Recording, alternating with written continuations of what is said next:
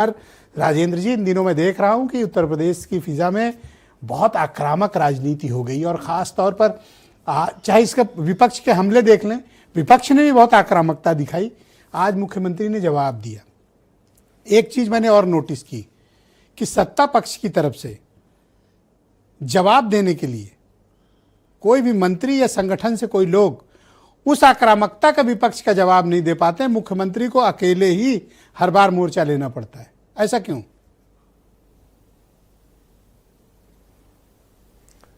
कि ब्रजेश जी, मैं आज ही देख रहा था अटल जी ने कहा सत्ता का चरित्र एक जैसा होता है, कोई भी सरकार हो उसका चरित्र एक जैसा हो। जब समाजवादी पार्टी सरकार थी तो भारतीय जनता पार्टी एक जात विशेष का आरोप लगाती थी। अब आज की तारीख में समाजवादी पार्टी कहती भाई हर जिलों में 10 टॉप 10 की आप सूची जारी करें। तो हर सरकारें अपने सुविधा के अनुसार आरक्षण का भी बयान देती हैं, बचाव करती हैं और अपराधियों के खिलाफ कार्रवाई भी करती हैं। पारदर्शिता का अभाव हर सरकारों में रहा है। पारदर्शी तरीके से कोई भी सरकार किसी भी मामले में कार्रवाई नहीं कराती। अपने लाभ, अपने राजनीतिक हित के कारण साधते हुए हर सरकारें अपना कार्य करती हैं।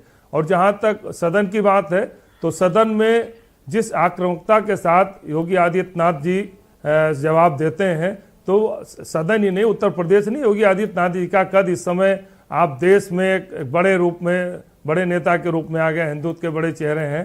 तो उत्तर प्रदेश में आज की तारीख में सदन में, मेरा सवाल नहीं समझ पाए आप सर। मैं ये कहना चाहता हूं कि विपक्ष के जितने भी भीषण हमले होते हैं, विपक्ष के जितने भी आक्रामक राजनीति है, सत्ता पक्ष की तरफ से कोई दूसरा उस स्टाइल में रिस्पॉन्ड नहीं कर पाता जो मुख्यमंत्री करते हैं। वो अकेले ही उनको लड़ना पड़ता है।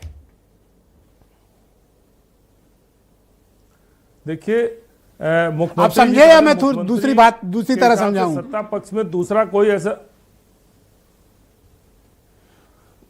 दूसरा ऐसा कोई चेहरा है भी नहीं।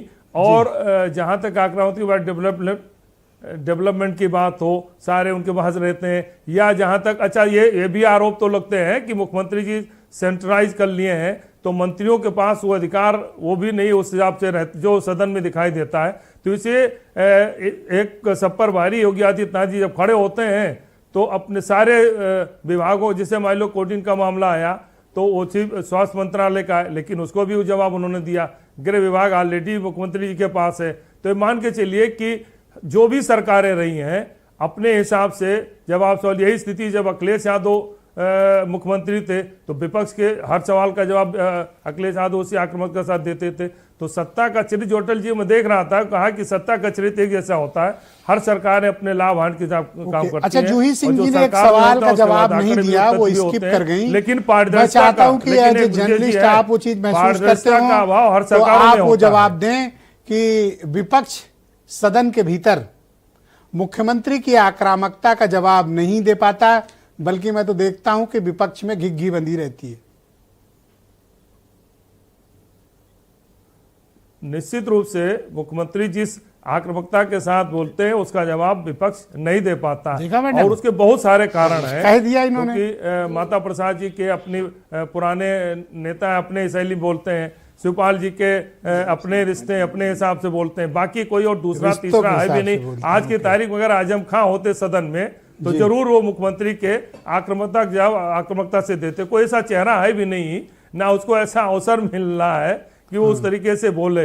ये भी एक सबसे बड़ा कारण है। उसके जवाब देने के लिए, अगर मुख्यमंत्री के जवाब देने के लिए आजम खां सदन में होते तब आपको जवाब का जरूर जो उसका सवाल का जवाब पहले हम लोग बड़े चाव से देखते थे जब चलता था ना। इन दिनों थोड़ा कम मजा आ रहा है। असली बात यह है। सही बात कह रहे हैं आप एकदम। वीरेंद्र जी भी हमारे साथ इस कार्यक्रम में जुड़